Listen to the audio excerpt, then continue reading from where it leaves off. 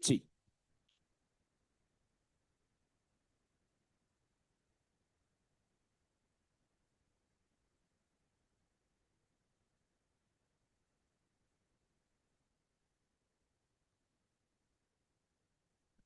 Speakers dates. Sí.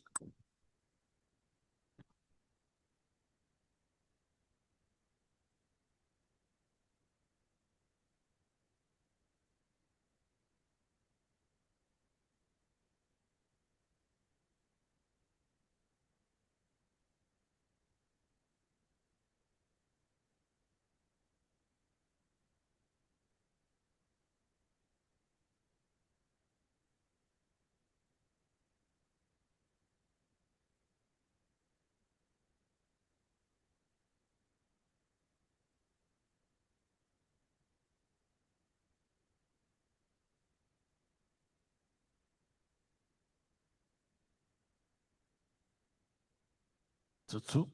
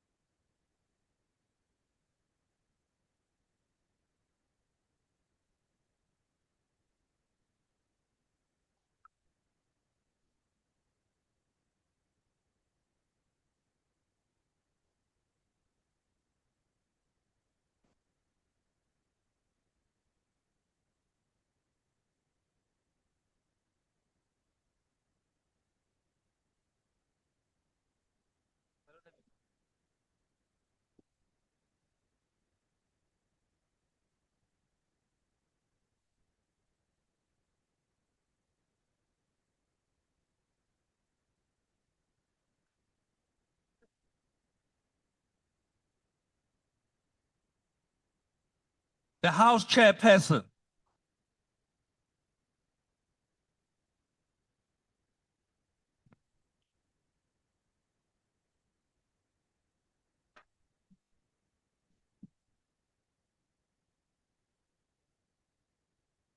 There will now be an opportunity for silent prayer or meditation.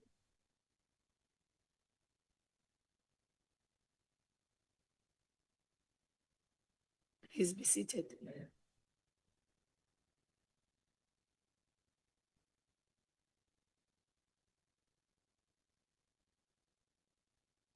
The secretary will read the order. Debate on vote number 22, Correctional Services Appropriation Bill. I now recognize the Minister of Correctional Services.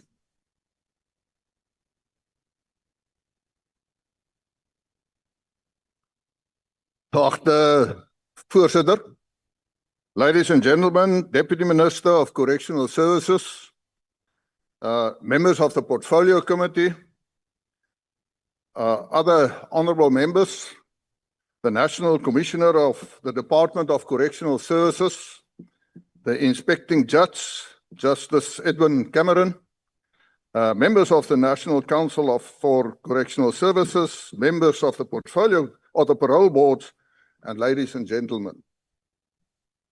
I rise today and this esteemed house must take note that I am humbled by the mandate bestowed upon me and conscious of the immense responsibility that comes with leading the Department of Correctional Services.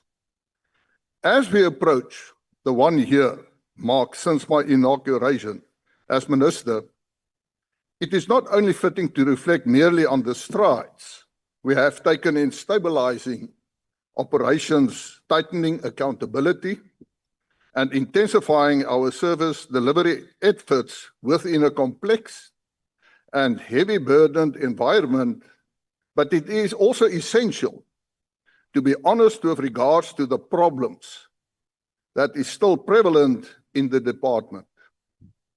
I am standing here today in front of you and the people of South Africa, and I do not intend to sugarcoating our challenges or our problems we experience in correctional services. My philosophy is always that you can only properly deal with a problem if you put the real facts on the table and not in a state of denial. So we know these challenges encompass issues such as overcrowding, dilapidated infrastructure, a rising number of remand detainees, deteriorating facilities, staff shortages, the presence of crime syndicates and gangs within our institutions, and emerging crime patterns that pose challenges to our rehabilitation programs. And I want to start with the budget. It is very important to remember that the department's allocation was cut due to fiscal and economic constraints our country is facing. Over the last 5 years, more than 11 billion rand.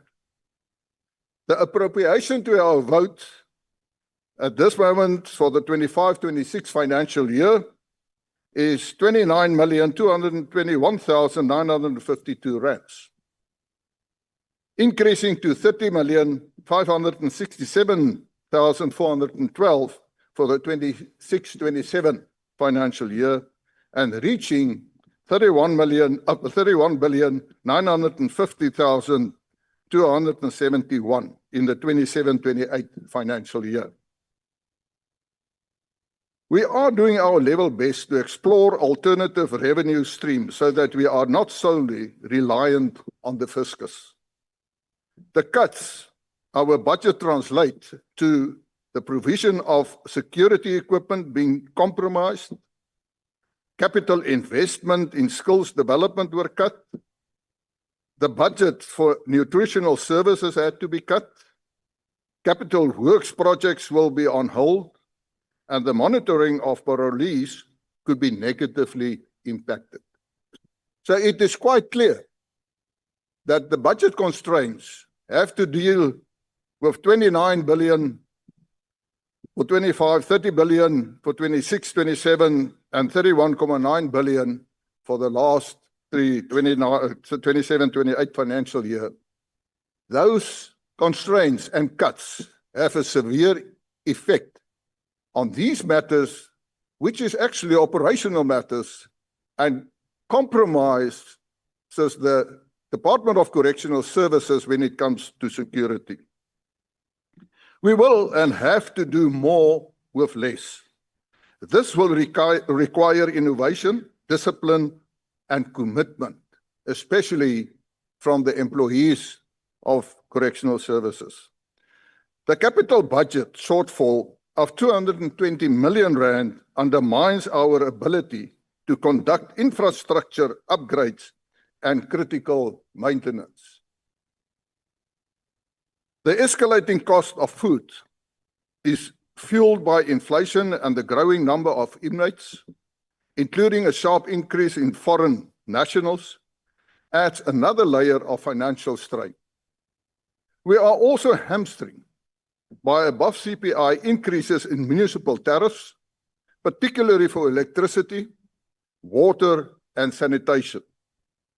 Fixed costs linked to our public-private partnerships correctional facilities leave no room for repatriation and the devolution of maintenance responsibilities from the Department of Public Works and Infrastructure. Without corresponding budget support,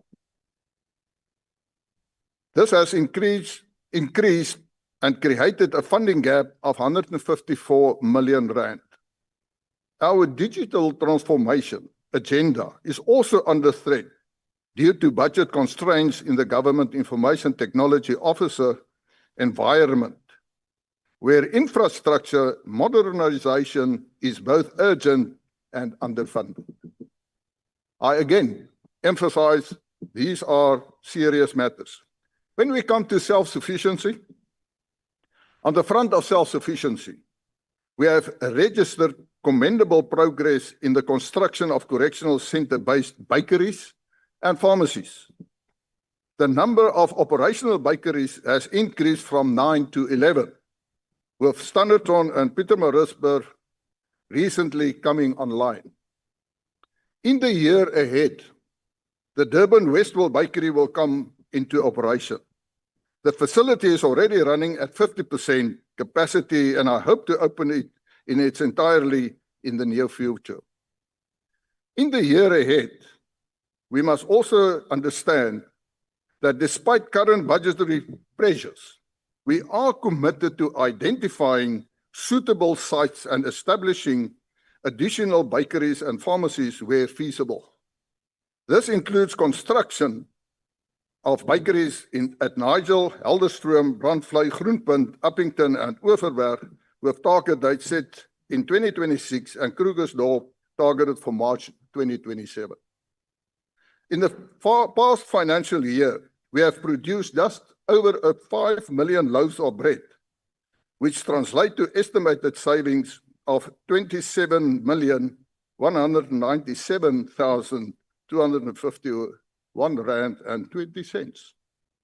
Farm production has also yielded 130,491,122 rand and 81 cents. Estimated savings just in food provision. This is a step in the direction of becoming entirely self-sufficient. There were certain amendments done to the cycle meal plan. The National Commissioner generated a saving of over 200 million rand per annum.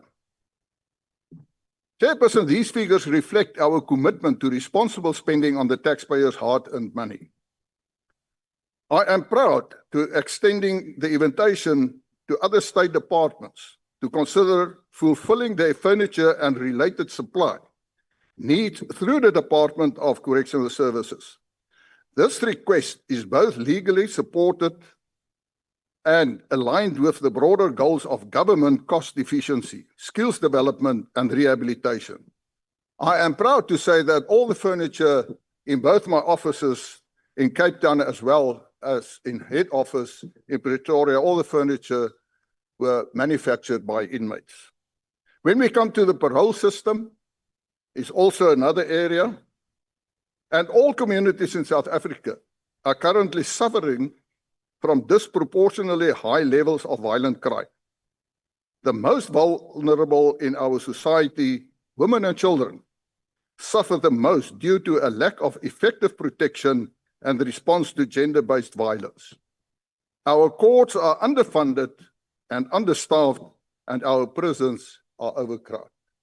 In the criminal justice system, if there's more effectiveness from the police side, which is happening, it goes to the Justice Department, to our courts, but everything ends with correctional services. So we are in a process also, and we take note that there are too many media reports where parolees reoffended and questions been asked.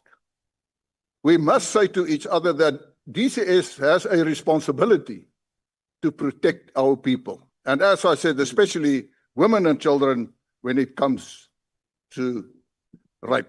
When parole becomes a loophole for further terror and criminality, it is not merely a policy failure, it is a failure of justice. Therefore, we will do everything we can. Upon assuming office, I inherited 495 lifer profiles, a backlog. Now, only the minister can approve or not approve parole for lifers.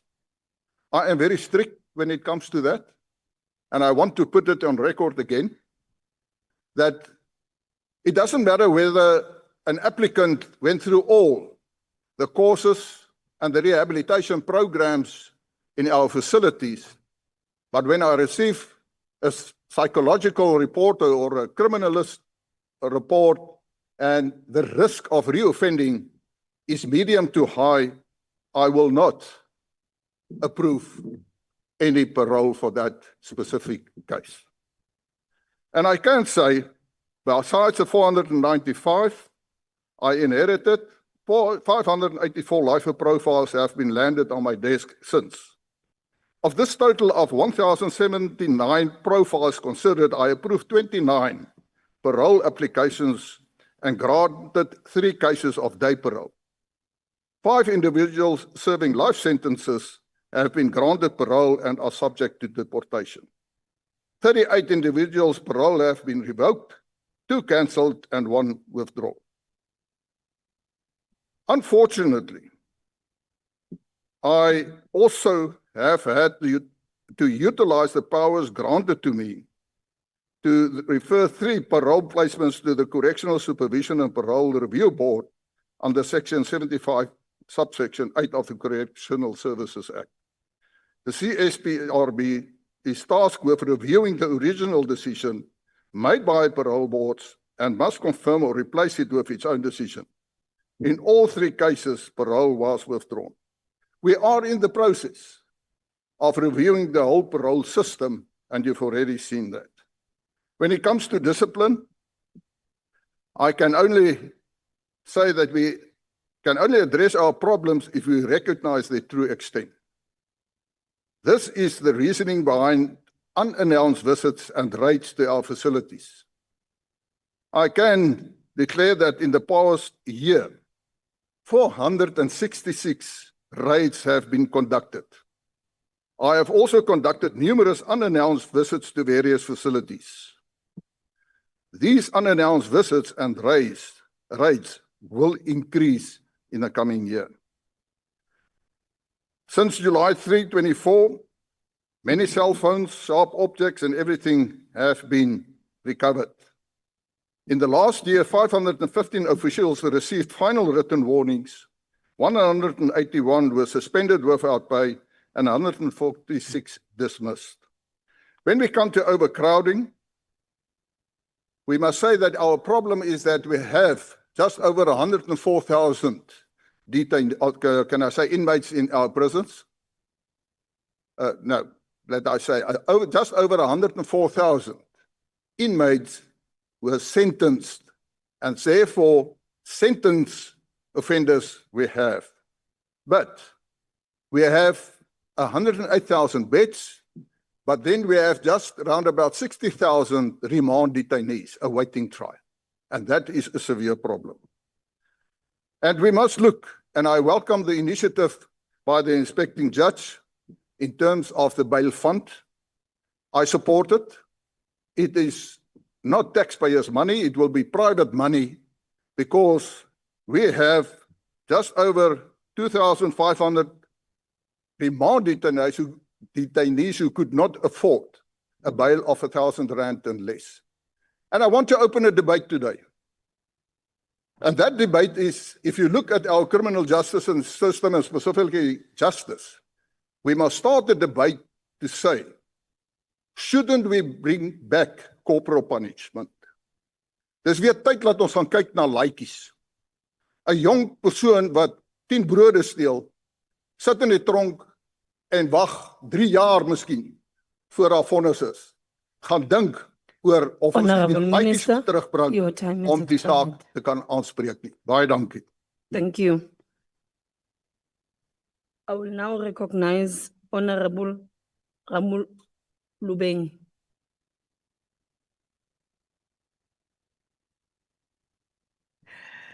Thank you so much, House Chair. Members of the executive present here, the National Commissioner, members of the Portfolio Committee, Inspecting Judge, Judge Cameron, and all honorable members. Our budget vote derives its mandate from the apex priorities of the National Development Plan, which is the governmental blueprint for our country's transformation in addressing the triple challenges of unemployment, poverty, and inequality. The Department of Correctional Services has been allocated a budget of 29.2 billion for 2025-2026 financial year, which will increase to 32 billion in 2027-2028 financial year. This is the budget that the department must utilize to ensure that everyone in South Africa is safe and feels safe as expected by the National Development Plan Vision 2030. The NDP further tasks the department to ensure that women are able to walk freely at night and children play safer outside our communities. On rehabilitation and reintegration, Chair, members, this budget, the department is also expected to ensure that all those entrusted in its care are rehabilitated, get education, and much needed skills to refrain from reoffending. Currently, the department has a total of 19 schools, of which 10 are youth schools registered by the Department of Basic Education. On capital works and infrastructural maintenance, DCS is the department with specialized and complex infrastructural needs. The committee received a briefing in February on the state of correctional facilities or infrastructure projects, and members were not pleased about the non-performance and poor performance of many contractors appointed by DPWI. Most work is behind schedule, and in some areas where work has been done, the maintenance is already regressing. The committee was shocked to observe some of the conditions and lack of maintenance in correctional facilities across. The observation include unkept kitchens and non-working ports. The committee was forced to recommend the closure of Durban-Westville Correctional Facility, Durban-Westville Kitchen, because it did not meet the minimum health and safety requirements. We noted several other kitchens that have had to close down due to lack of maintenance or similar issues that related to the Durban-Westville kitchen. The department has raised several challenges to the committee for lack of repairs and maintenance of critical infrastructure, including the user fee charges from the DPWI. While we have recommended to the department to look into self-sufficient means for immediate infrastructure repairs and make use of the offender labor where appropriate, under a skills development curriculum, we call on the Department of Public Works as the custodian of all government building to take seriously their mandate to repair, refurbish, and maintain critical infrastructure. We welcome the department's move to provide additional bed space in the current 2025-2026 financial year. On PPP's facilities, we know that the term of contract for the two privately run prison facilities, Mangaung in Free State and Kutama, Sintumule in Limpopo, are coming to an end in 2026 and 2027 respectively. We welcome the decision of the department to take over the two privately run facilities and have them operate under the full control of the Department of Correctional Services. We must reiterate that the provision of law and order is a key function of any government, and this duty should not be delegated to the private sector. The success of any correctional facility should be judged on its ability to rehabilitate offenders and to reduce rates of recidivism. Up to so far, private prisons have failed to demonstrate that they are not cost effective, they are not innovative, or produce better results. Despite the fact that the issue of privatization is recognized by legislation, the issue of PPP's facilities remains deeply controversial and requires us to look into the affordability, value for money, and risk allocation for such contracts. If we do not act swiftly in terms of our state of readiness to take over privately run facilities, we run the risk of privatization continuing to consume significant public funds without delivering measurable outcomes over public correctional facilities. In the interest of transparency, accountability, and improved oversight, we are looking forward to this contract reaching their end of term. On remand detainees with bail sum of less than 1,000 rands or less than that, we are concerned with the staggering cost to keep and maintain remand detainees in correctional facilities, which currently cost the department 482 a day and just above 13,000 a month on each detainee. Taking into consideration the pressing issues of overcrowding in correctional facilities, that many remand detainees are in centers for a month or more or years, simply because they cannot afford to pay bail, which at times is as low as 300 rands. I am reminded, Chair, of the former Chief Justice Pius Langa's observations on transformative constitutionalism and the adjudication of constitutional rights in Africa. He made a worthwhile observation of law from below and the need to address poverty, which perpetuates inequality.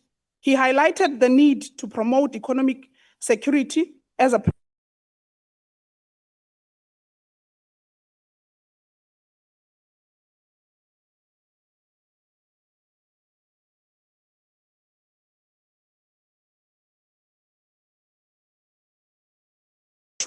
the injustices that our constitutional democracy so desperately tries to correct.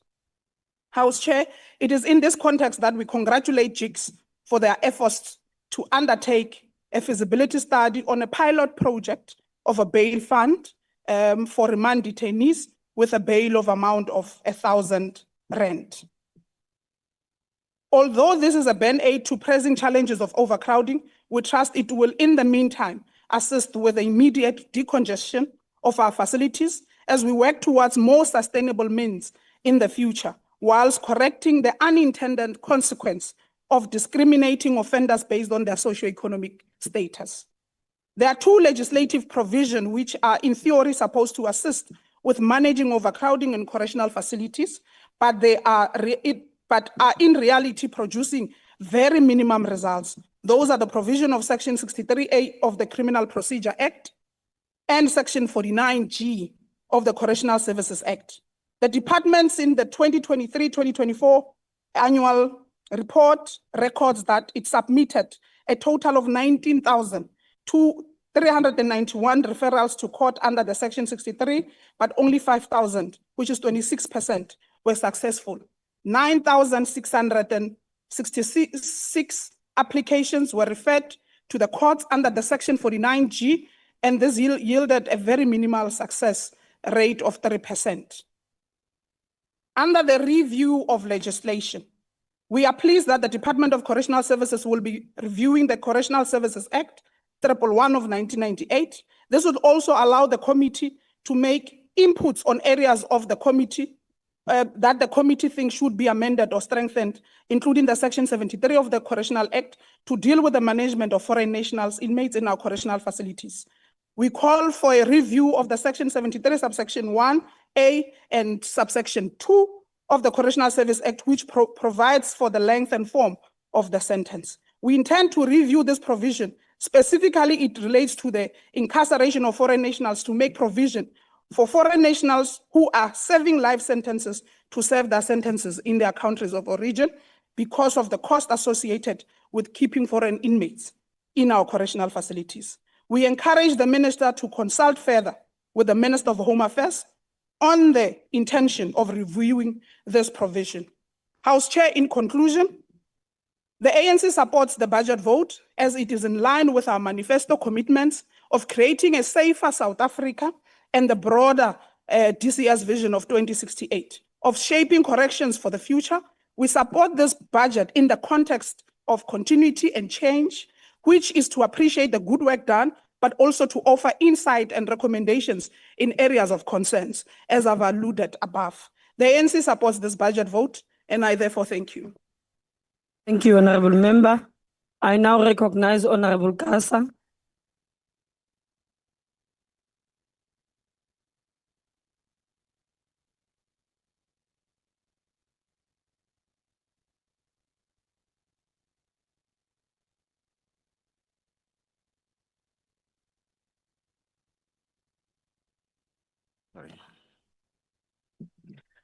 Umkhonto Party firmly reject the budget vote and the accompanying annual performance plan of the Department of Correctional Services and the Judicial Inspectorate for Correctional Services. This budget reflects a profound misalignment with the urgent needs of South Africa's correctional system, prioritizing JNU's expenditure over transformative justice. The allocation of resources, declining performance targets, and systemic mismanagement demonstrate a lack of commitment to rehabilitation, overcrowding reduction, and accountability. This budget disproportionately favors incarceration over rehabilitation, with 79% of the 29.2 billion of the 29.2 billion allocation directed towards administration, 5.2 billion, and incarceration, 17.9 billion in contrast. Rehabilitation and social reintegration programs critically to reducing recidivism receive a mere 12%.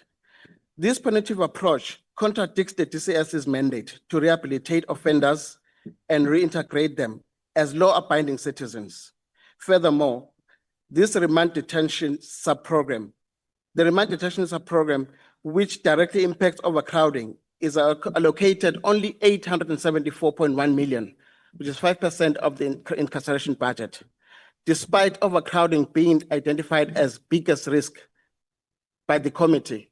The committee's observation reveals a troubled trend over lower performance target, including relaxed benchmark for unnatural deaths and reduced infrastructure project.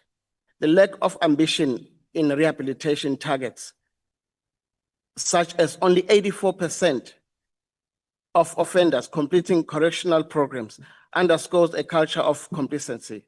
Additionally, the misalignment between expenditure and outcome persists, with cuts to critical areas like fleet resources, 8 million reduction, undermining operational efficiency.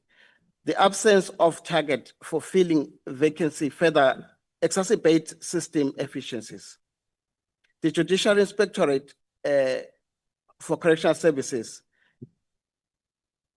tasked with upholding inmates' rights. It's similarly compromised by poor resource allocation, inspection, and compliant monitoring. A core mandate received only 18.8 million, which is 15% of JIC's budget, while regional oversight, 43.2 million, prioritizes administrative functions over actionable oversight. The lack of youth employment targets and reliance on consultative further highlights JIC's failure to build internal capacity and promote equitable representation. The opposition demands a radical allocation of funds to prioritize rehabilitation and social reintegration.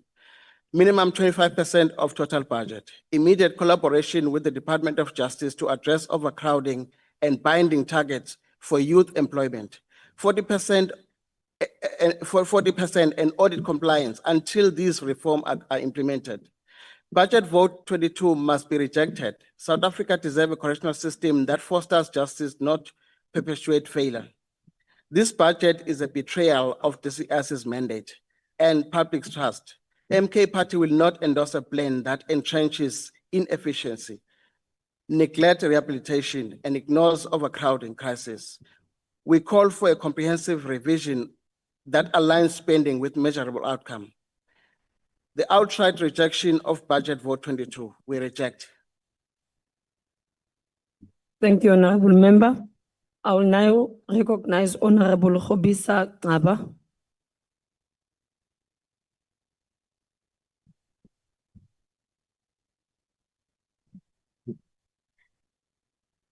House Chair, in an ideal world, South Africa would have an infinite budget with which to tackle the challenges that are crushing our correctional system. But in this world, with the real financial constraints that we have for the foreseeable future, it's going to take vision and focus to identify and tackle the most important challenges first. It's not clear from this budget or from the annual performance plan that was presented to the committee what the priorities are. Unfortunately, the strategic plan doesn't help in this regard. Instead, it gives us a list of executive authority priorities. The trouble with that is, if everything is a priority, then nothing is a priority. What we needed is a concise list of priority focus areas that address the biggest challenges first and those that it can realistically solve within its budget. Now, one might expect corruption would be a priority, since stopping the outflow of unlawful funds would leave the department with more money to spend. Perimeter fencing should be a priority. It protects inmates and staff, it stops dangerous criminals from escaping, and it curbs the inflow of contraband. A focus on staffing would have been a good priority. DCS officials are the backbone of the system. Without them, nothing can be achieved.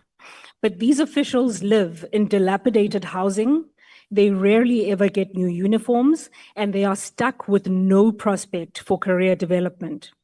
Addressing these challenges would motivate officials to perform at their best, knowing that their safety, their dignity, and their aspirations are respected. Finally, the construction of new facilities as well as the renovation of currently unused facilities should be a priority given the dire state of overcrowding in our prisons. Now, none of this would mean that other issues in the department don't matter, but it would demonstrate that the leadership has applied its mind to the landscape and rationally thought through a systematic approach to tackling the challenges in an order that fulfills our constitutional obligations and the promise of our Constitution.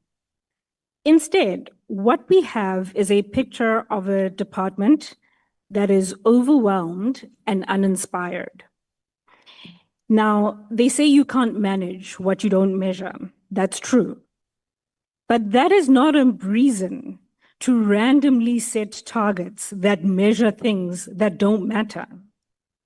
There is no point in setting a target for the number of successful Section 49G applications when it's not in your power to do anything about that.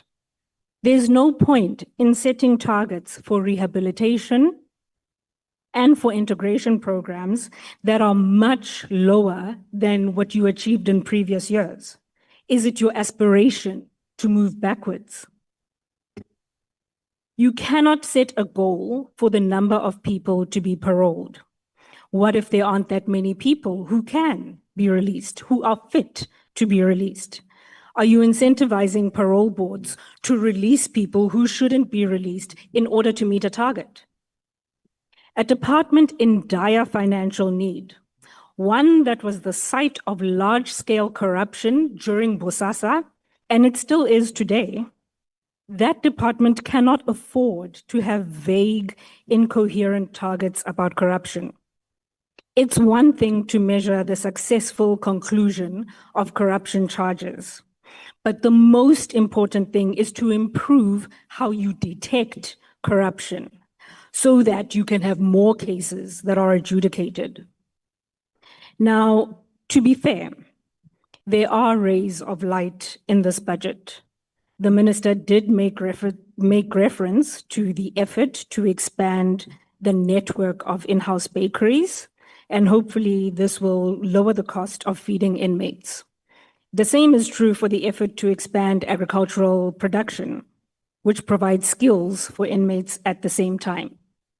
My hope is that the leadership of the department will take the time between now and the next budget cycle to create a truly visionary performance plan and a budget allocation that will tackle the biggest problems first and build on the department's successes. This is the only way to improve conditions in our centers and to effectively rehabilitate offenders so we can have safe communities that are conducive to economic and social development in South Africa. Thank you, Chair. Thank you, Honorable Member. Honorable Diale.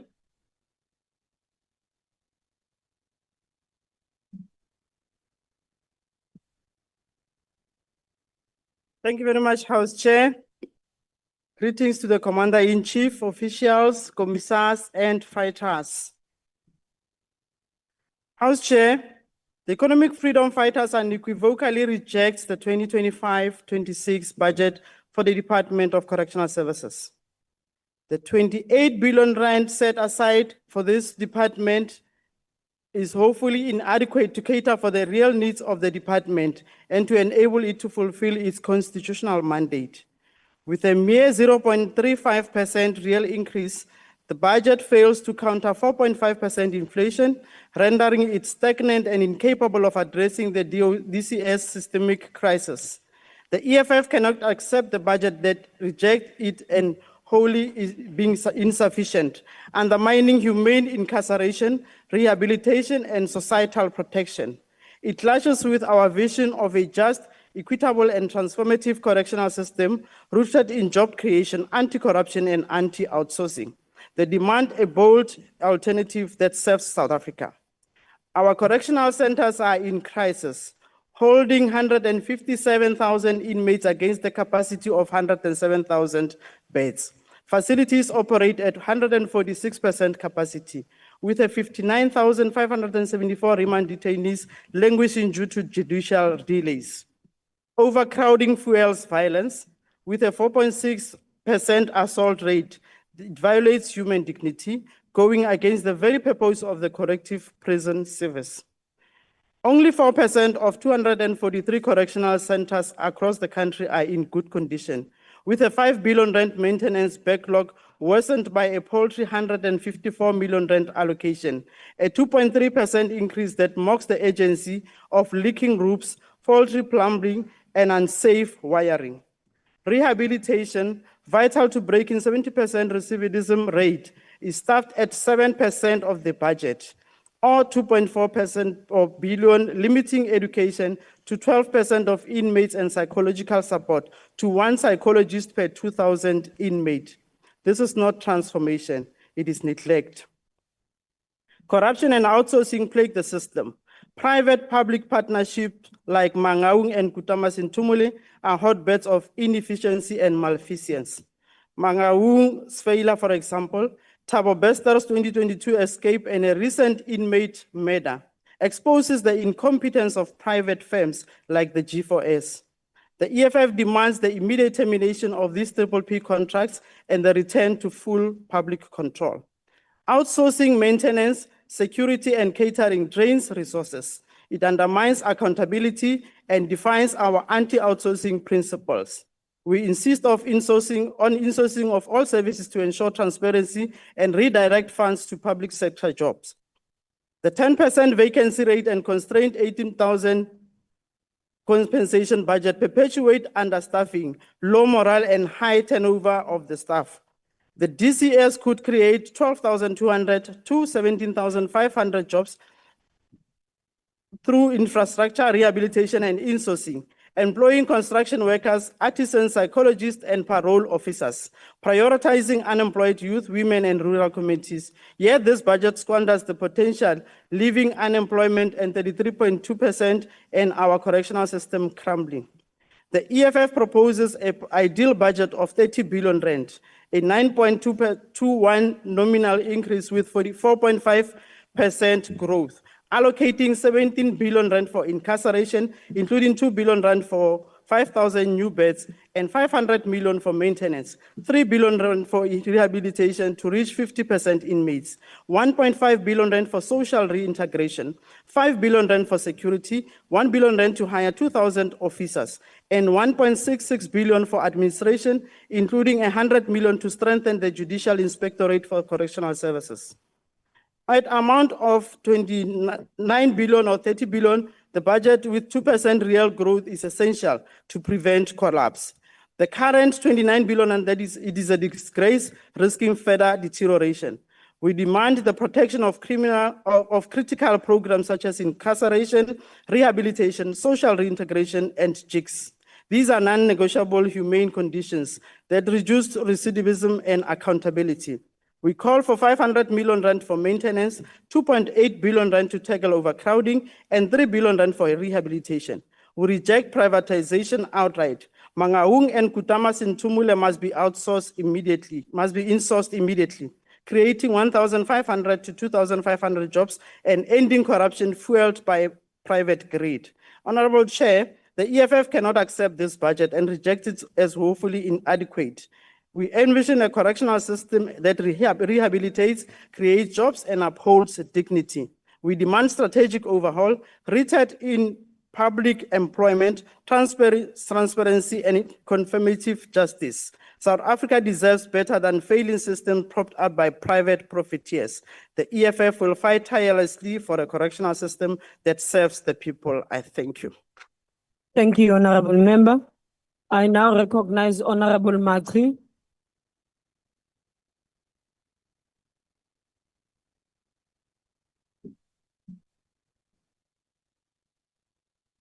Thank you, Honorable House Chairperson. The department's mandate, grounded in the Correctional Services Act and the National Development Plan, speaks directly to the safety and dignity of all citizens, including those imprisoned.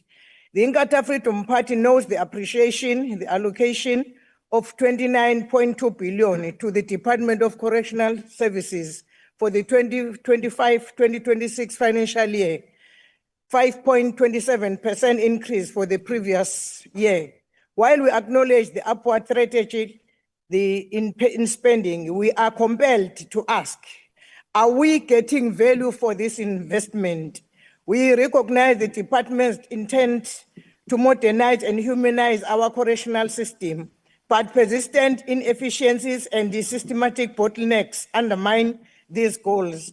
We must ensure that every rand allocated translates into a safer, more rehabilitative and effective correctional environment. We share the concern about the misalignment between expenditure and performance. The department must demonstrate more effective fiscal discipline and target realism. For instance, while billions are channeled into imprisonment and care, performance in areas such as rehabilitation and reintegration remains weak and under-measured. Budget allocations must not merely preserve the system as is, but must transfer it.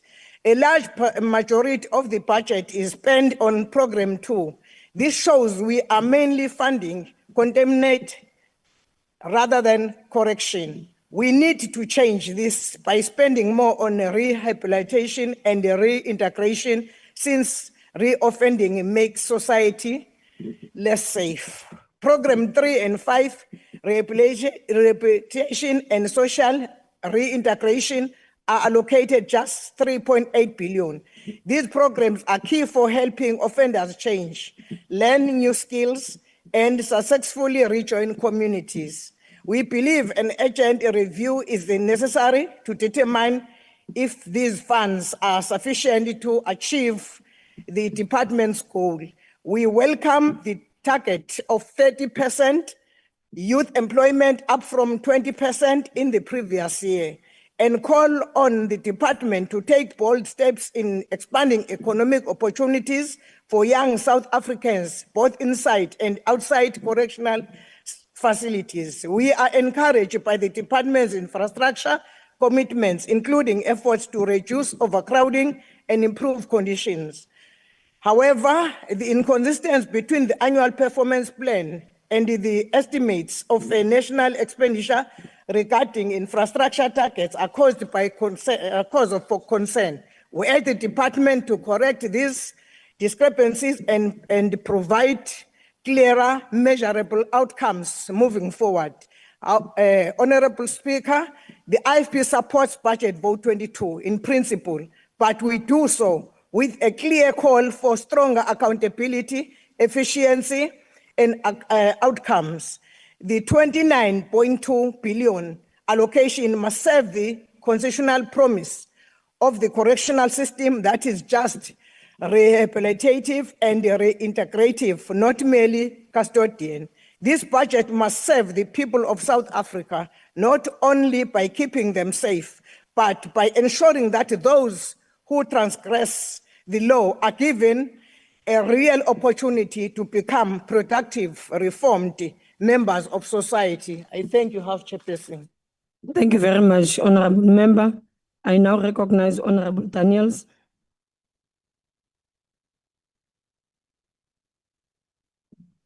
Can I get this time, House Chairperson, as 53 seconds? Don't worry, you'll be given your appropriate time.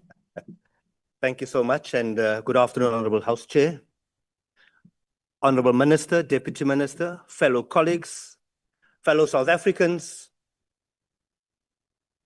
The Patriotic Alliance rejects those parties who want to blackmail South Africa when things don't go their way.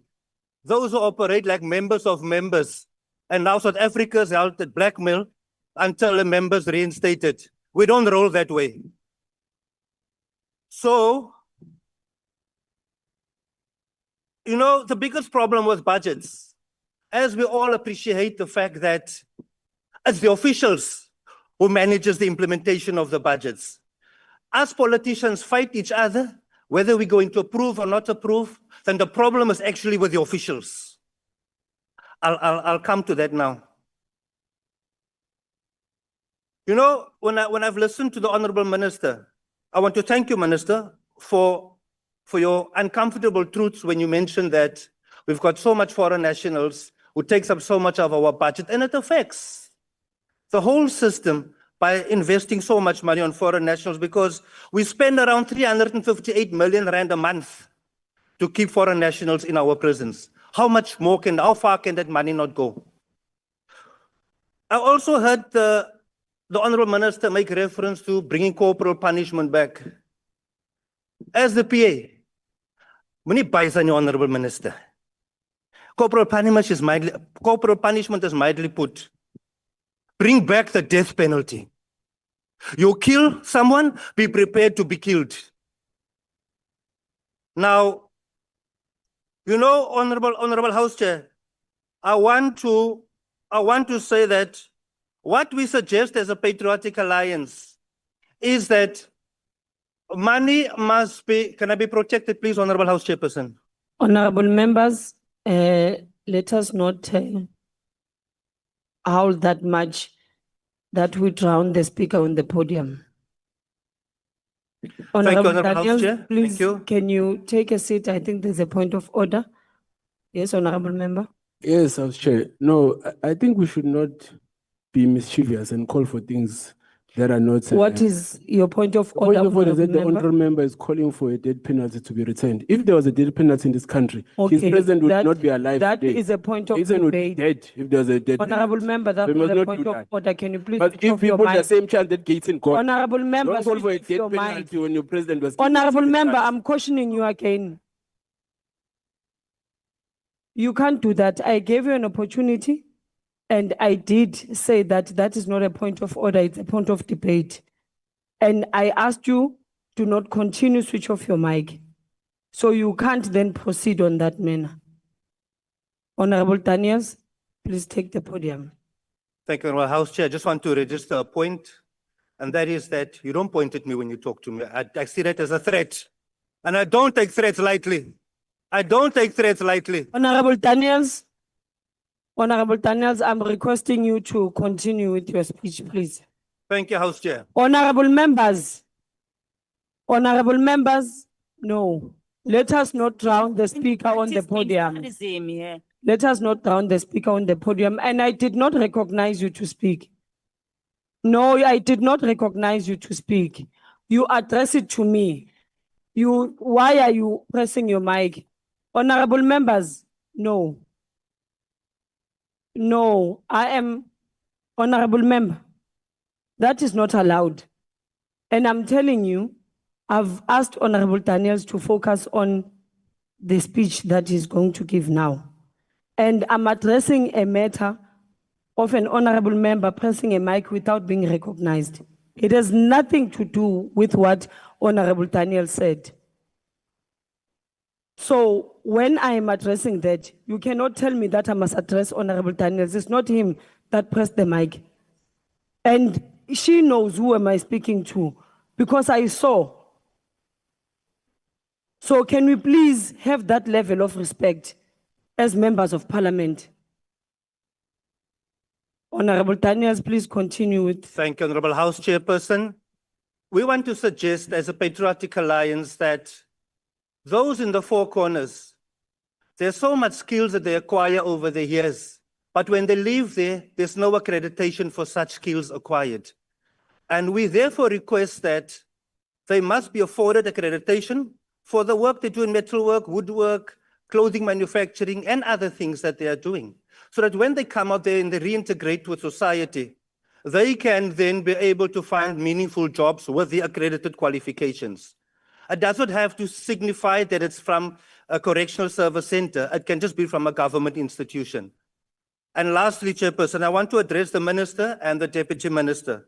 When I said the officials are in charge of this, of the budgets and how they sometimes abuse the budget, we are sitting with an area commissioner at St. Albans Prison from Venda, Mr. Netshiva Zwaulo. For almost 3 years, he's staying in a hotel when he's deployed to St. Albans in Nelson Mandela Bay. He draws S&Ts. And you must see the houses that they have. I went to go look at the houses at St. Albans. There's beautiful houses, even better than the ones we live in as parliamentarians. So that is wasteful expenditure. It just shows you how the officials abuse the money, because one even was blatant to say, I'm building my house with this S&Ts that I'm getting every month.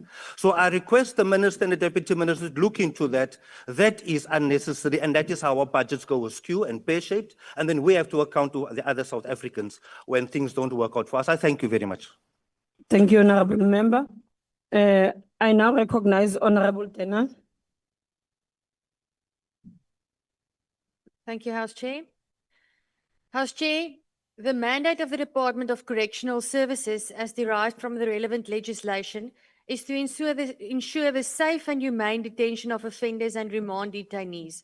In other words, ensuring that criminals and those who are accused of crimes are removed from society for a certain amount of time under humane conditions to ensure the safety of those of us who are law-abiding citizens, as well as rehabilitation of these sentenced offenders, and to reintegrate them back into society, ideally having seen the error of their ways, thus wanting to contribute meaningfully to society without again posing a threat to the rest of us.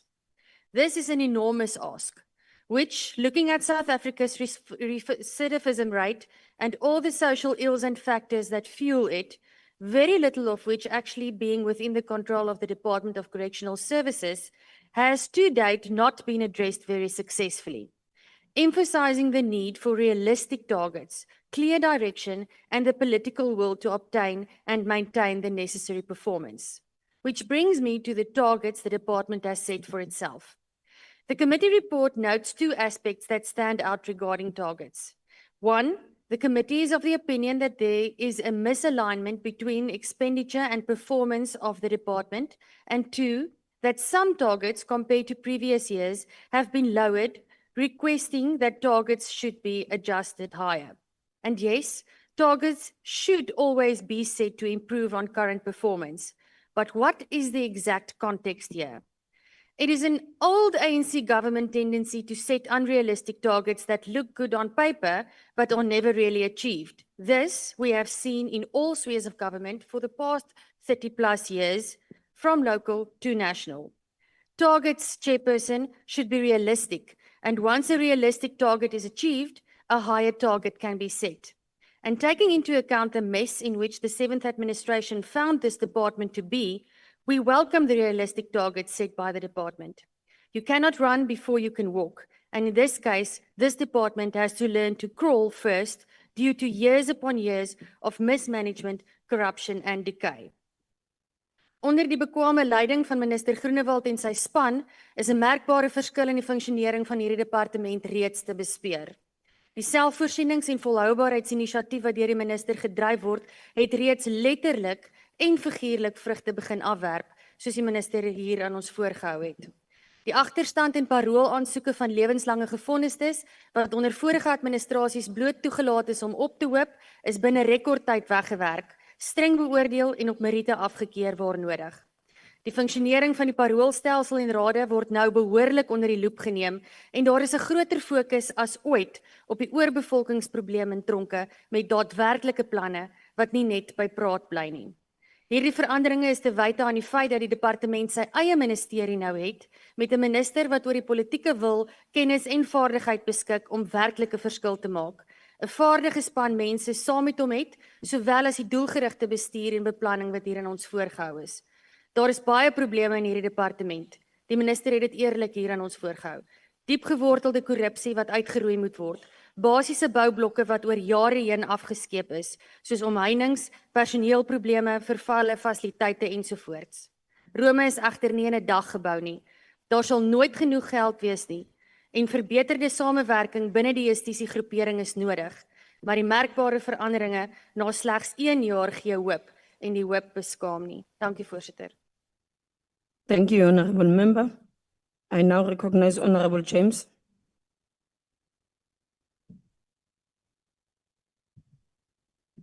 Fellow South Africans, Honorable Chairperson, Action SA supports this budget, but let me be clear, we do so with serious reservations.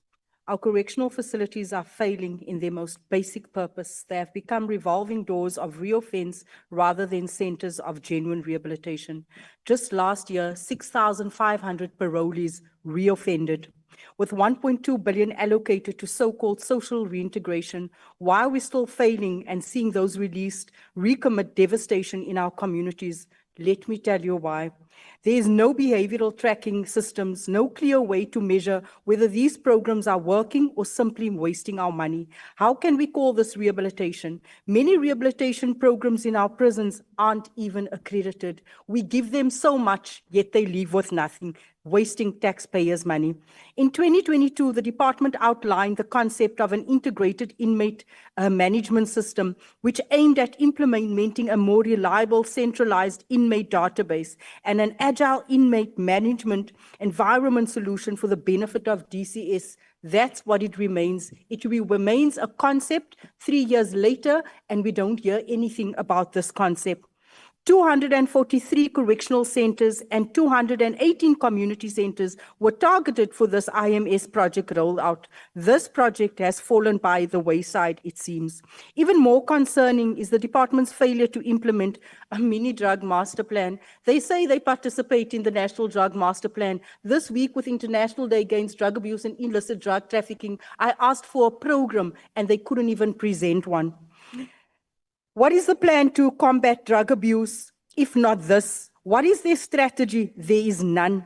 We are also alarmed by the 5.2 billion allocated for administration, much of which goes to employee compensation. Yet it is these very employees, those entrusted to uphold order, who are often implicated in smuggling in contraband, cell phones, drugs, whatever you name it, with very little accountability.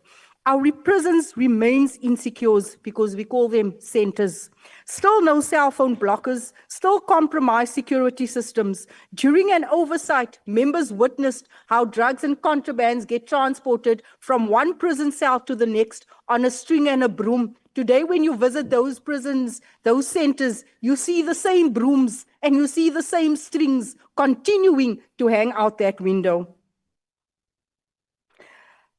I asked the minister, how much do we spend on an inmate? Just a reminder to South Africans, 17,000 rand per month. This is why we allocate 17.9 billion to incarceration. Prisoners live in relative comfort while our communities are being destroyed, broken, under-resourced, and forgotten. Recent videos from raids we welcome, have proven one thing, that what we run in the center has proven one thing, what we run in the center. We run spaza shops and we run drug dens. But it is a center that lacks will, it lacks ethics, and it lacks common sense, something money cannot buy. We cannot continue these so-called correctional centers while delivering no correction. Action SA calls for a complete rethink of the correctional system, one grounded in accountability, transparency, and above all, real rehabilitation, where inmates repair the communities they've devastated, not retreat from them or reoffend in them. The reality is, what we see during oversight is staged. What we told during meetings, as I've just told you, what was told in 2022 is scripted. Budget will never be adequate for as long as we call these prisons centers. I thank you. Thank you. We now invite the Honorable Deputy Minister of Correctional Service, Honorable Chali.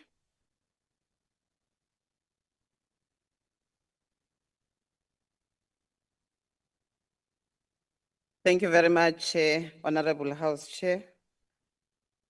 The Minister of Correctional Services, Portfolio Chairperson on Correctional Services, Portfolio Committee members, Honorable Members of Parliament, our National Commissioner of Correctional Services, our Inspecting Judge of the Judicial Inspectorate for Correctional Services, Parole Board members, fellow South Africans.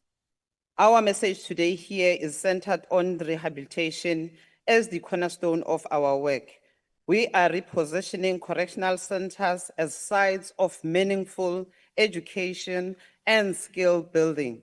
We wish to inform this House that our investment is accredited skills development facility is yielding results. The drive is to have all our training sites receive full accreditation through partnership with the manufacturing, engineering, and related services sector, education and training, your MESATA, Quality Council for Trades and Occupations, and even global technology conglomerates such as Cisco.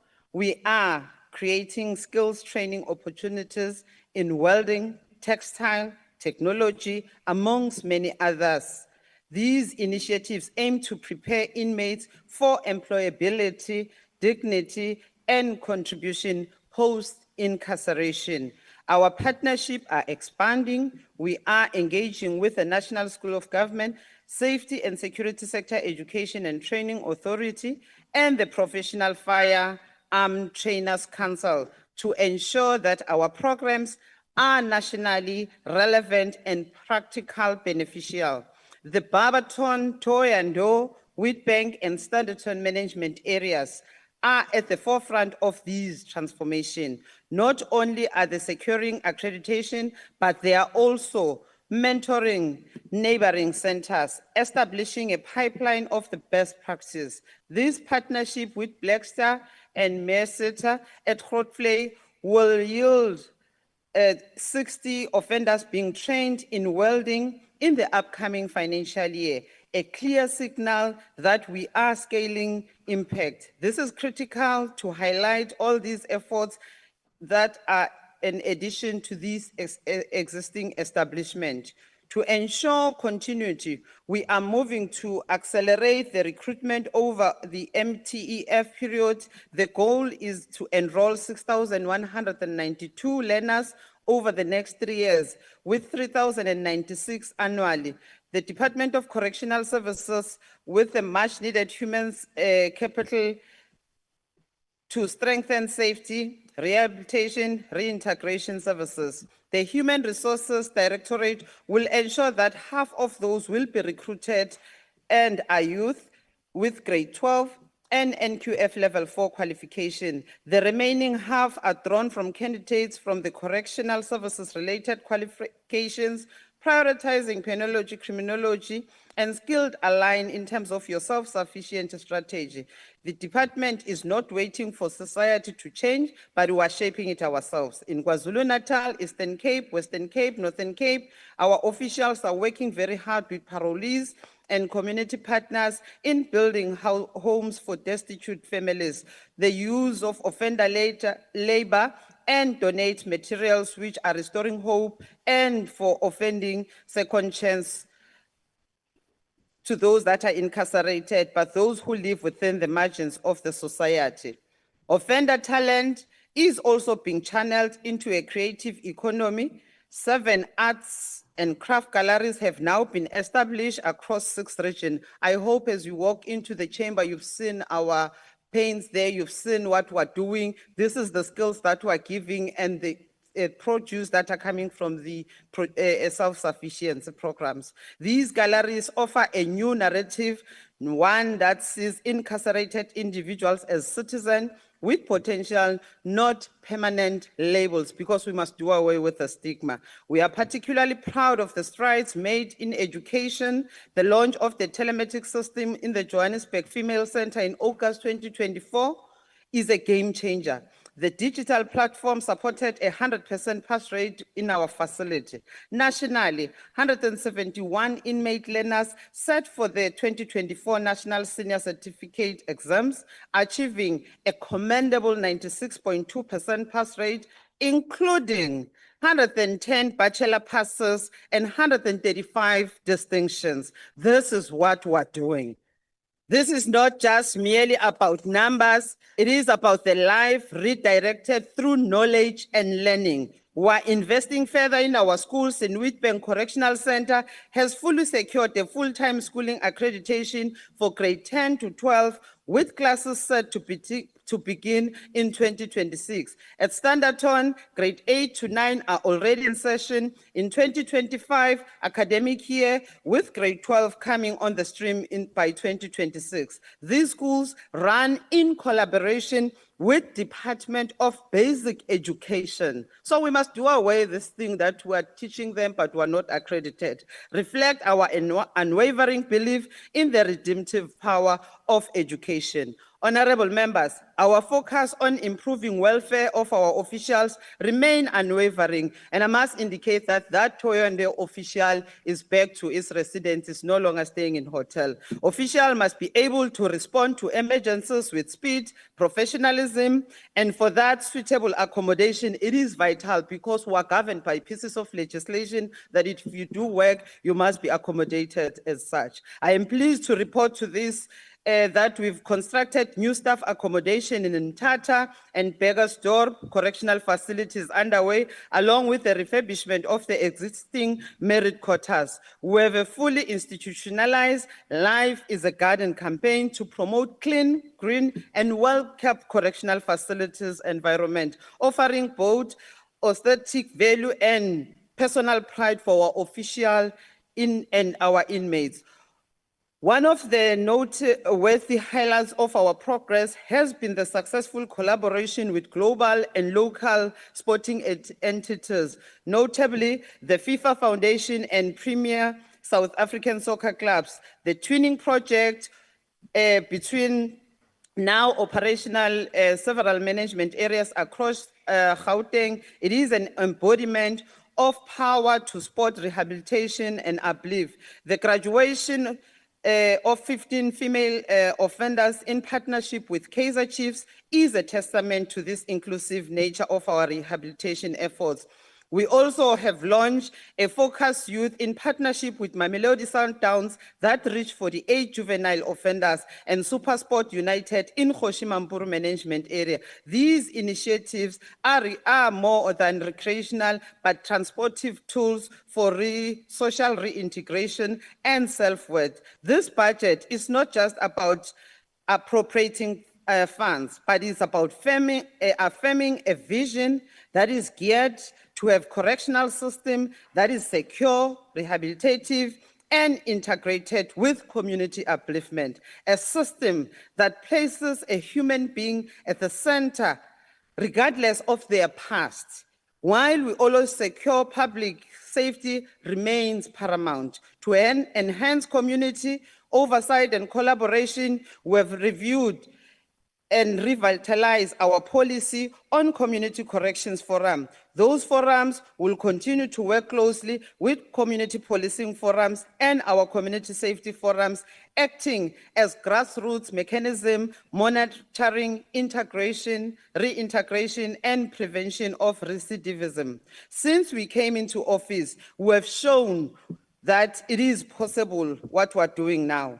Now, we must just intensify our journey ahead with discipline, empathy, and accountability, and we remain accountable to this House. Let us also continue to build a correctional service department that heals our nation, because we need healing as a nation. We must make sure that we must continue to build a safer and a just South Africa, because South Africa tomorrow, it needs peace, it needs safer environment. Corrections, it is a societal matter. I thank you, Honorable.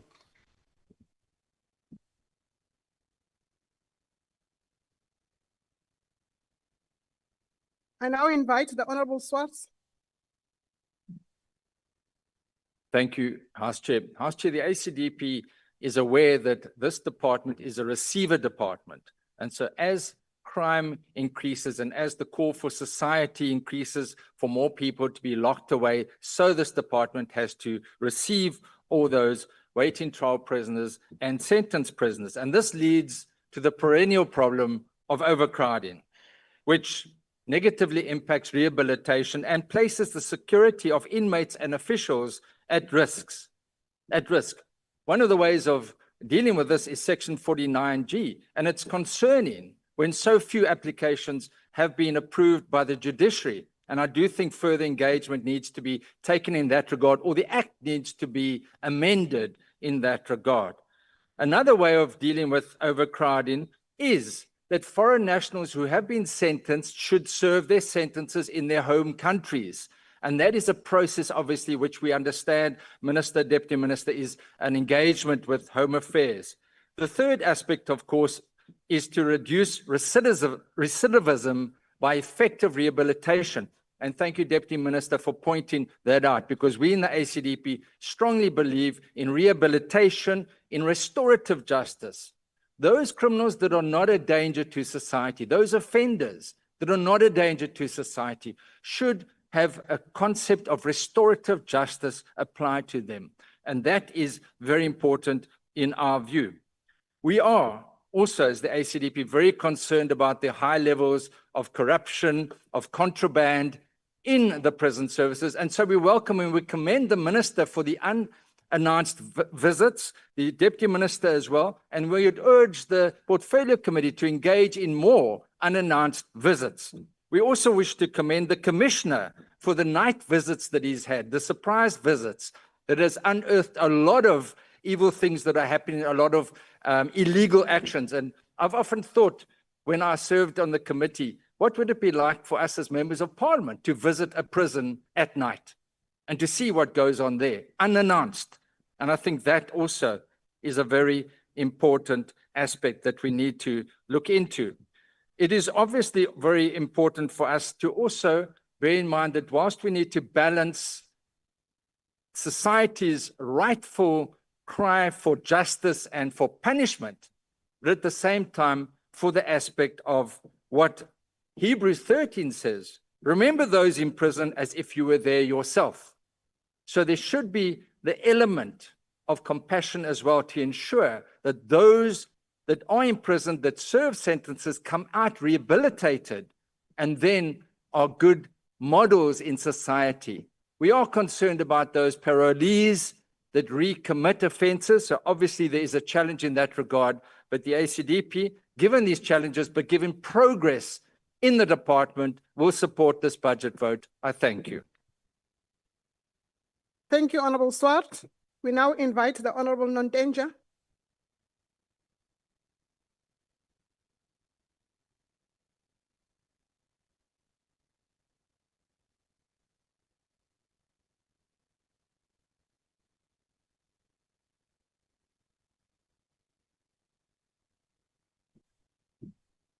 Thank you, Honorable House Chair, and greetings. The United Democratic Movement believes in a justice system that rehabilitates and that restores. However, this budget does not reflect those values. It reflects containment without correction, spending without strategy, and a system that has given up on its own purpose. Over 60% of this department's 29.5 billion budget is consumed by incarceration, a staggering 17.9 billion. Yet only 8% goes to rehabilitation and an insulting 4% to social reintegration. The very core of the department is rehabilitation, and yet this budget does not reflect any of those cores. The 1.2 billion allocated to program of social integration is merely a revolving door back to the prison. And sadly, the poor interventions of this program are some of the root causes for parolees to reoffend. We cannot expect parolees to reintegrate into society with no jobs, no mentorship, no support. The committee's report acknowledges the mismatch between spending and performance, but instead of solutions, we are saved with lowered targets rather than improved. It is also important to note that overcrowding continues to plague our correctional facilities. The department says it wants to reduce overcrowding to under 50%.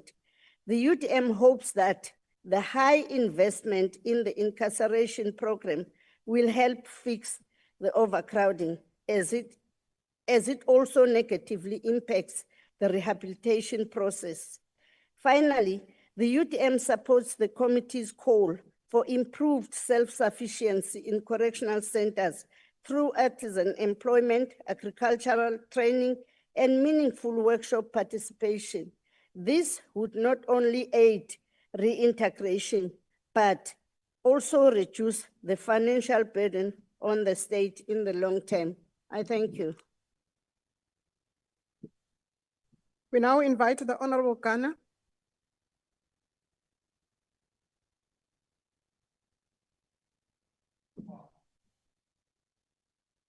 Deputy Minister, I want to deliver my speech.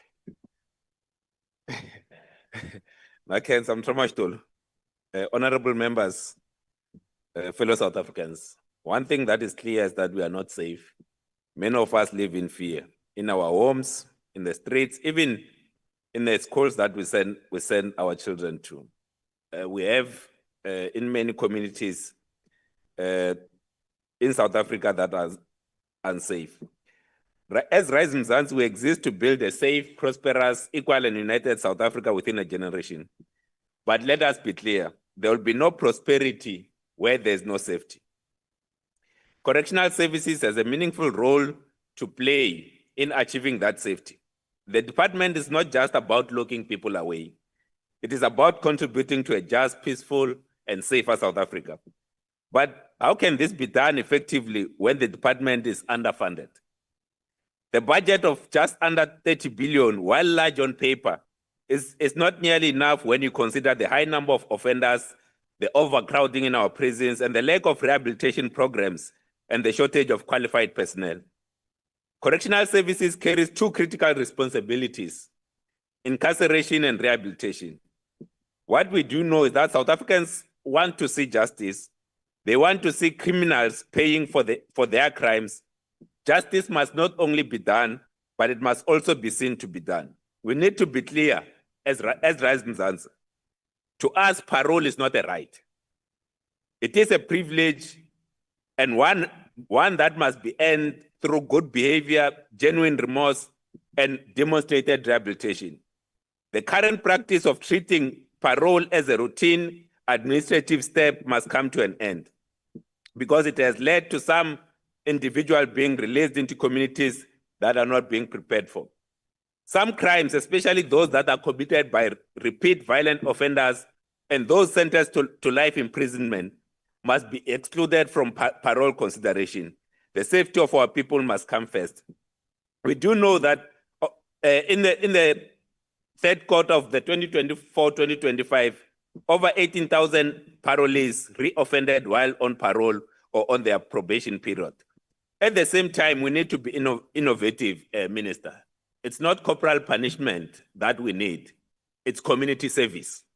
There are many people that are housed in correctional facilities that shouldn't be there.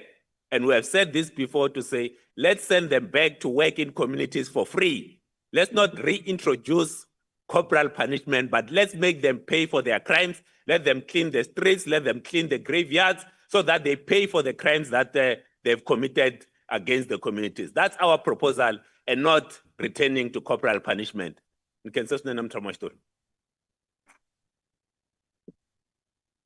Thank you, Honorable Kana.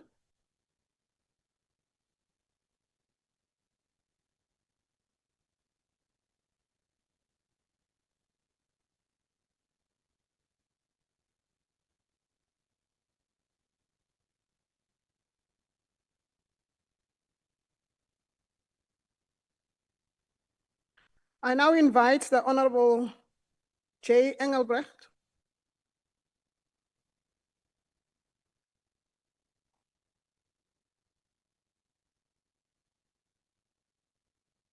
Order,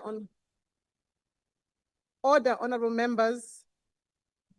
No, it's not. No, honorable member. There are honorable members who are not participating, who are following before Honorable Engelbrecht. You are invited to the podium, honorable member.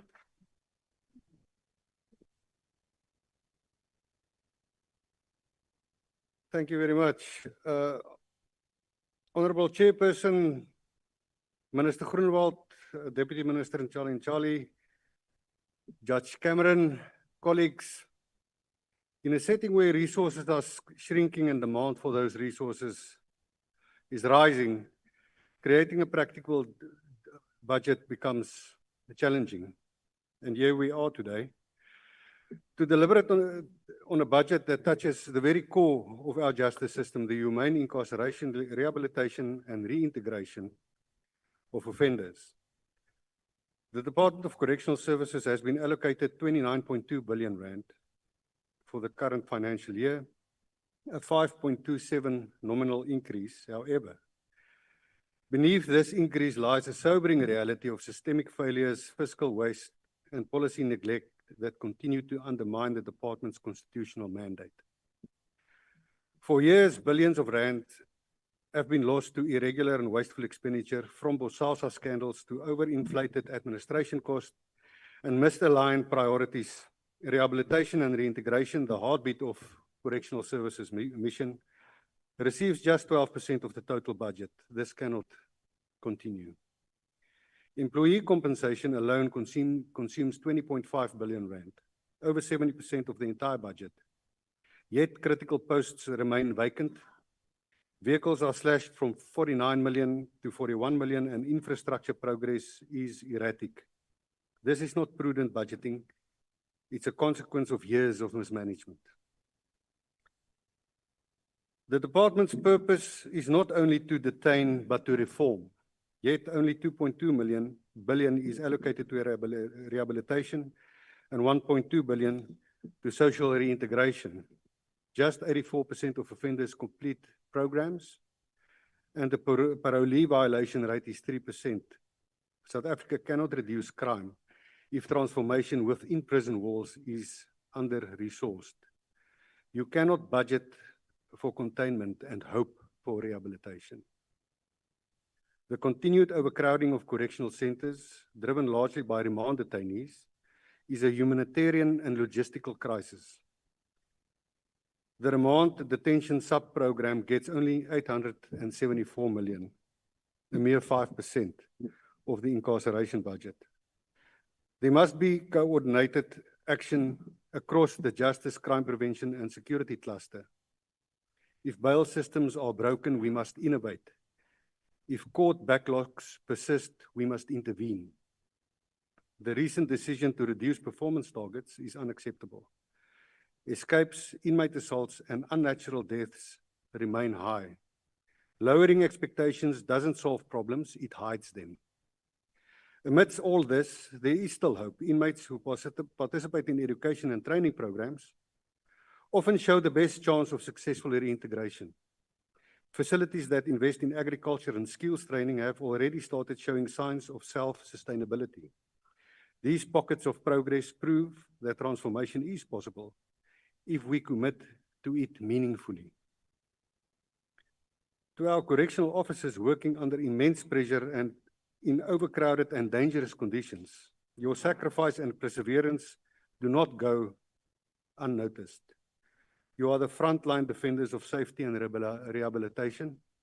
You deserve tools, respect, and leadership that match your commitment. So what should be done? A shift in resources meaningfully towards rehabilitation and reintegration. Strengthen collaboration with SAPS, the NPA, and the Department of Justice to unclog the remand detainees that overwhelms the system. Fill vacancies, curb reliance on consultants, and ensure expenditure matches impact. Accelerate legislative reforms to ensure that we have a functioning and effective parole system and that the entire correctional system becomes more efficient and self-sufficient. Honorable Chairperson, this budget may not fix everything, but it should be used to turn the tide, to start rebuilding what has been broken and to restore dignity and purpose to our correctional system. All the best to the National Commissioner, Tobagale, and his team, who inherited most of these problems. I thank you. Thank you, Honorable Member. We now invite the Honorable Miela.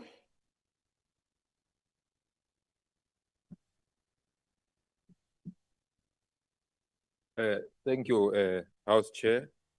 Greetings to the members of the Executive, Deputy Minister, and Minister Groenewald, the National Commissioner, Inspecting Judge, Judge Cameron, Parole Board members, honorable members, and South African citizens. I stand to affirm that the ANC support this budget allocation that has been tabled for the 2025-2026 financial year as per the circumstances outlined by our comrade Honorable Ramolobeng, who is the chair of the Portfolio Committee. Indeed, it is worth mentioning that the budget, it is in line with our policy priorities, and we support it based on both continuity and change. With regard to incarceration and security, though we welcome the relatively low numbers of prison escape across the country, we need to emphasize the need to ensure maximum security in all our correctional facilities. Security measures are essential to prevent escapes, smuggling, contrabands, and other security breaches that could potentially endanger officials. Inmates and the public, in a number of the oversight visits across the centers, we have noted a number of contrabands, including drugs, cell phones, money which have legally made their way into the correctional centers. Correctional centers are places of rehabilitation, and contrabands act contrary to the process of rehabilitation. It has also been our observation that the areas where some of the centers are located make it easy for the smuggling in of contraband. It is indeed common knowledge that the department is having a challenge with perimeter fencing around the facility to close off the facility from smuggling. The other concern has been the use of security systems and scanners to detect contrabands from visitors and officials coming into correctional facilities. As we face unprecedented levels of overcrowding in our facilities, we welcome the filling of vacancies in correctional supervision boards, and we trust that this will help alleviate the problem and no offender will be unreasonably denied parole due to the departmental deficiencies. As the correctional supervision boards commence with their work, we want to further emphasize on victim participation in correctional appeals to prevent re-traumatizing victims when they meet the perpetrators out on parole. With regard to care, we welcome the department's treatment and management of communicable diseases in the correctional facilities. Our oversight visits have indeed demonstrated that healthcare and treatment tracking and tracing is taken very seriously in the centers. We also welcome the use of offender labor to help build clinics and pharmacies in some of the centers. The availability and access to medicine is of critical importance in ensuring the provision of comprehensive primary health care services to the inmates. We remain concerned with the shortage and number of skilled professionals, such as social workers, psychologists, and psychiatrists who can facilitate rehabilitation programs for the inmates. The ratio is currently standing at 1:240, which means on social worker, healthcare practitioner is responsible for overseeing 240 inmates. This is without a doubt a recipe for a disaster. We wish to see a fully fledged correctional center, adequately resourced with staff and skilled personnel who are able to bring meaningful counseling and rehabilitation services to the inmates. We remain shocked at the number of natural and unnatural deaths recorded in correctional facilities every quarter. The high numbers and vague explanations evoke a memory of a poem by Chris van Wyk called In Detention. In detention, he fell from the 9th floor. He hanged himself. He slipped on a piece of soap while washing. He hanged himself. Those were the brutal and vague excuses that the police and correctional officials gave during apartheid when accounting for the deaths of prisoners. Vague and insincere. We condemn any acts of violence taking place in correctional facilities.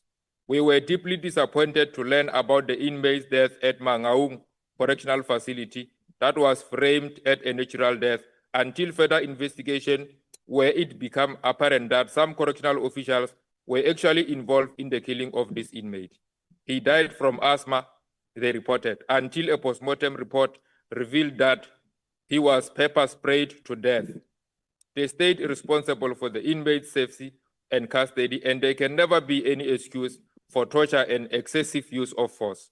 I wish to reiterate that rights and human rights of prisoners are indivisible and inalienable. With regard to rehabilitation and social integration, honorable members, the former Secretary General of the United Nations, Kofi Annan, held that no one is born a good citizen and no nation is born a democracy. Rather, both are processes that continue to evolve over a lifetime. Young people must be included from birth. A society that cuts off from its youth serves its lifeline. This goes hand in hand with the English proverb that says, the child who is not embraced by the village will burn it down to feel its warmth. This simply means that when individuals feel rejected or excluded, they are more likely to resort to destructive behavior in an attempt to get attention or a sense of belonging. This highlights the importance of community support and need for social integration and rehabilitation. We know that the rehabilitation program is the second smallest allocated program in terms of the budget and comprises of only 8% of the total budget for the year of 2025 and 2026 financial year. The program has been allocated 2.2 billion, which is 3.93% more than the allocation of the previous year's allocation. Honorable members, we congratulated the department on trying to offer diverse programs aimed at providing inmates with second chances.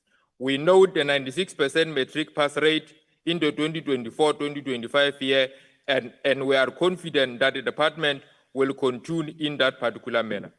People in correctional facilities must be given second chances to learn and self-correct and acquire skills that will be able to engage them meaningfully in the economy.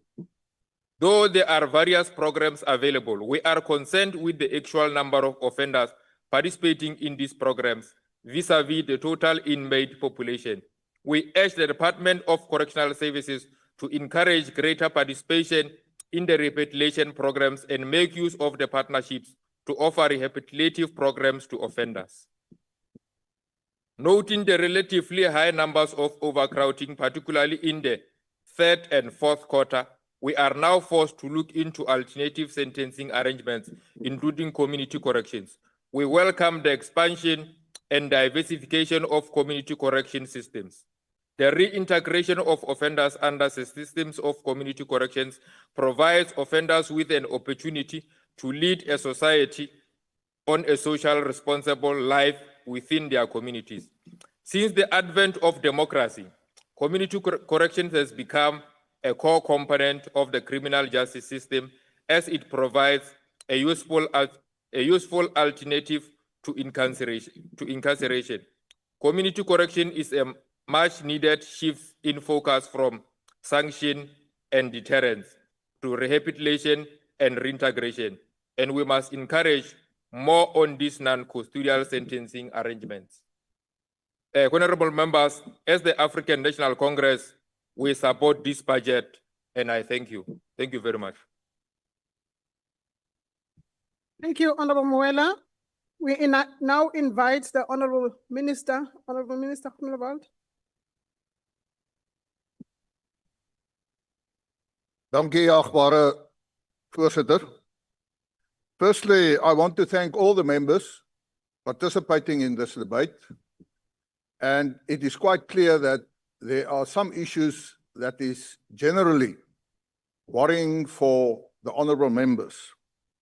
Firstly, let me start, and I want to agree with the Honorable Engelbreg when he said, you cannot eradicate crime without rehabilitation. That's true. Quite a couple of speakers here referred to rehabilitation. And the fact of the matter is, if a criminal receives a sentence of 10 years, after 10 years, even if he or she does not get parole, he or she is back in society. And therefore, we have a responsibility to ensure that they are successfully reintegrated in our societies and preventing them to continue with criminality. So we understand that. It was referred by the Rais Mzansi, the Honorable Ghana, the UDM, the ACDB, Honorable Swart, and he also put quite emphasis on restorative justice. I agree. That is what we should look at because it's a change of heart to ensure that you won't continue with your crime.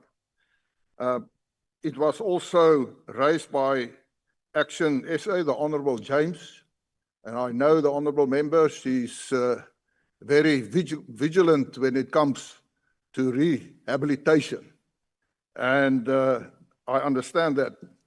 Die agbare Denner is heeltemal korrek as hy sê dat dit help nie ons stel teikens, ons weet ons gaan dit nie behaal nie, en dit is soms meer demoraliserend vir jou werknemers, want hulle sien hierdie onmoontlikheid voor hulle. Dit moet 'n realistiese teiken wees wat behaal kan word, want daar is niks wat so inspirerend is vir werknemers as hulle teikens haal nie. Daarom stem ek heeltemal saam daarmee. When it comes to foreign prisoners, the Honorable Daniels from the Patriotic Alliance, you're quite right. And let me say, and some other members referred also to foreign nationals in our prisons, it is costing the taxpayer of South Africa 460 rand per day for each and every prisoner. So you can make your calculations. If we look at foreigners in our facilities, we have about 24,000 of them. And that is costing the taxpayer 11 million per day, more or less, per day. Therefore, I can assure that we are in conversation and meetings to see how we can deport these foreigners, that they go and serve their further sentence at their places. In fact, you would remember that I said there were foreigners who I approved the parole, but they were immediately deported back to their country of origin. Overall, Honourable Chair, it's about the budget. And the Honourable Chair from the Portfolio Committee, the Honourable Rama Bolobeng, you referred to the infrastructure. You're quite right, but it's costing money. And you're also correct when it comes to triple Ps, that after the Thabo Bester issue, we will have to reconsider. And you're also correct when it comes to the remand detainees. Can I say on the budget, because everyone agrees that there's a problem when it comes to the budget. Now, let me say, as far as the EFF and the MK party is concerned, I agree with you. There are shortfalls in the budget, critical shortfalls. But it is your decision, and I respect it if you rejected the budget. Just remember, I don't hope you succeed completely with that, because then we're going to get even less than the 29 billion for this financial year. Lastly, allow me, Honourable Chair, just to mention, I know my time is gone, just allow me. I already wrote a letter to the President requesting that correctional services are going back to the security cluster. It's the President to make the decision, and that will open doors for more funds when it comes to correctional services, because we must be seen part of the security and crime prevention in South Africa. I want to thank my personnel in my office, the Deputy Minister, the National Commissioner, all officials, members of Parliament, members of the Portfolio Committee, Chair of the Portfolio Committee. I thank you that we can take hands together to solve this problem to the best interest of each and every South African. I thank you. Thank you, Honourable Minister. Honourable members, you are reminded that the debate on the Office of the Chief Justice budget vote will take place in this chamber at 16:30. That concludes the debate and the business of the mini plenary. The mini plenary may now rise.